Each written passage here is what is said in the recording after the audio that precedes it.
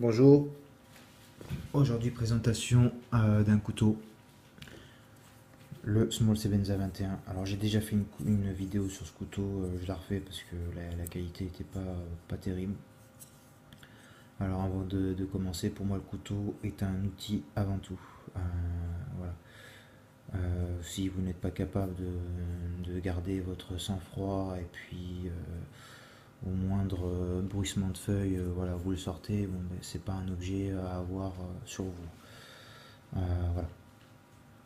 Pour moi, c'est un outil avant tout, hein, c'est-à-dire que je m'en sers en EDC, je m'en sers pour manger. Il peut me servir aussi en cas d'urgence, hein, par exemple couper une ceinture de sécurité, casser une vitre. Il peut servir aussi à vous défendre en cas de dernier recours, hein, c'est-à-dire vous en servez comme cubotant, hein, vous sortez pas la lame, mais comme cubotant. J'aime beaucoup ce couteau en EDC parce qu'il est très compact, il est très petit, mais pas trop, hein. Il est petit, mais ce qu'il faut. J'aime pas les gros couteaux, hein. Je préfère les couteaux low profile, hein. Je suis pas trop adepte des couteaux paramilitaires, non, tactiques, avec lame tantôt noire, c'est pas trop mon délire. Donc c'est un couteau semi-custom, euh, fabriqué aux États-Unis en Idaho. Alors on va commencer donc par les dimensions. C'est un couteau qui fait longueur fermée 10 cm, 17,5 longueur ouverte, 3 mm au niveau de l'épaisseur de la lame, 82 grammes, donc très très léger. Pour un couteau de décès, franchement c'est ce qu'il faut, hein, niveau poids, hein. Pas plus de 100 grammes, hein, en général, parce qu'après c'est beaucoup trop lourd. En titane, manche donc en titane. Il doit faire, je pense, il doit faire 1 cm à peu près d'épaisseur. Donc plaquette en titane, lame en S35V, donc en inox, pas d'entretien, donc c'est plutôt sympa. Finition de la lame stonewash. On est sur une finition stonewash, donc c'est plutôt, ça lui donne plutôt un look sympa. Ça résiste bien, hein, aux rayures.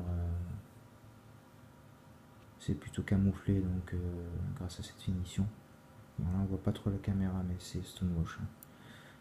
Le dos de lame aussi, finition stonewash. Voilà, donc c'est pas mal.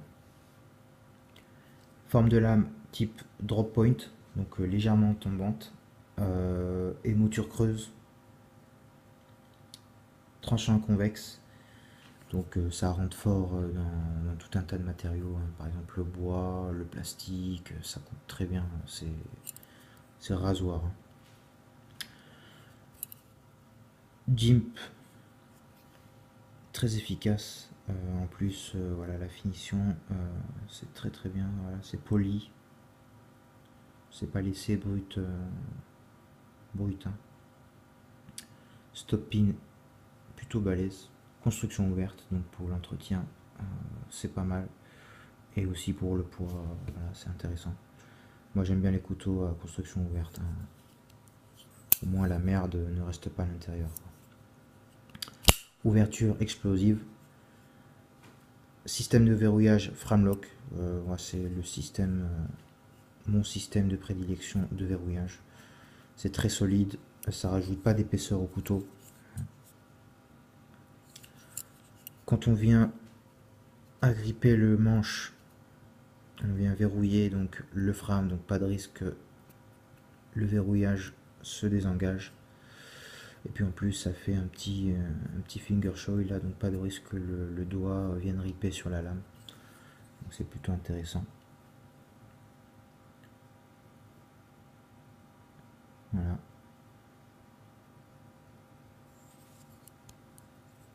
Ouverture d'une main très facile, fermeture d'une main aussi. C'est pour ça que j'aime beaucoup les Framlock. Clip très très efficace, c'est un clip double, donc deux positions, clip double, donc qui vient pincer la couture et le pantalon. Depuis que j'ai le couteau, j'ai jamais resserré le vis, hein. Ça n'a pas bougé, hein. Pourtant je le porte tous les jours, hein, donc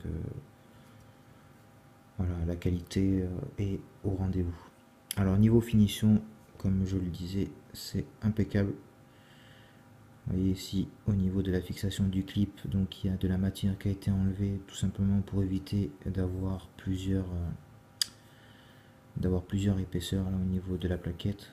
En fait, c'est pour que tout soit au même niveau. Voilà, vous avez l'intérieur des vis donc qui a été poli. Voilà.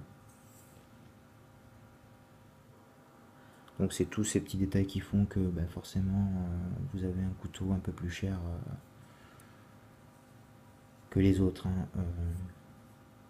Vous voyez, là aussi c'est poli. C'est un couteau très, très élancé, j'aime bien parce qu'il est très fin. Il n'y a pas beaucoup de lames qui dépassent du couteau, ça j'aime bien. J'aime bien le fait que la lame soit à l'intérieur des plaquettes. Parce que du coup ça le rend très facile à la prise en main, plutôt pas mal. Aussi grâce à son dos de lame arrondi, donc c'est très confortable.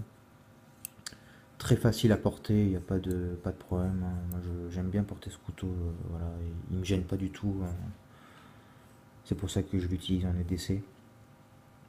Peut-être les seuls petits défauts que j'ai remarqué, en tout cas qui moi me gênent un petit peu, mais bon c'est pas, il n'y a rien de grave, c'est qu'on voit ici les rondelles en bronze. Donc ici, là, bon, j'aurais préféré que ça soit caché, qu'on puisse pas les voir quoi. Voilà, et puis aussi, bon, il y a des petites touches de bleu, donc c'est super, ça le rend plutôt élégant. Mais ici, il y a la nodisation qui a tendance à s'enlever, quoi.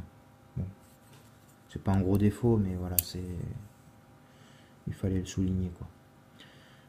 C'est un couteau donc qui est garanti à vie, quelle que soit l'utilisation que vous en faites. Moi, j'ai déjà cassé donc l'empreinte du vis ici. Bon ben voilà, on m'en a renvoyé un gratuitement. Puis je l'ai reçu, je crois, une semaine, 10 jours après, hein. Donc service client impeccable, il n'y a rien à dire.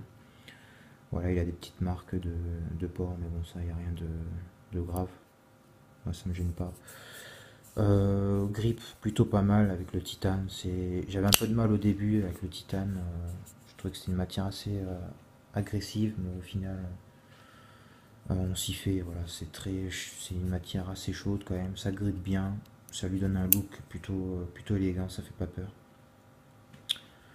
Et aussi, bon, sa forme comme ça, mais du coup, ça effraie pas quoi, hein. Quand on le sort en public, voilà, on dirait pas un couteau quand on le voit comme ça, quoi, hein. Voilà. C'est un couteau que j'ai acheté, qui coûte maintenant 390 €. Je l'ai acheté 350 €. Bon, forcément, c'est cher, oui, mais bon, si vous êtes perfectionniste, comme moi, forcément, un jour ou l'autre, vous finissez par vous en acheter un. Moi, j'ai testé beaucoup de couteaux avant d'acheter celui-ci, donc bon, je sais à peu près ce que je voulais, hein, et ce que je voulais pas. Voilà. Donc, à vous de faire votre choix. Voilà. Merci d'avoir regardé la vidéo et à bientôt.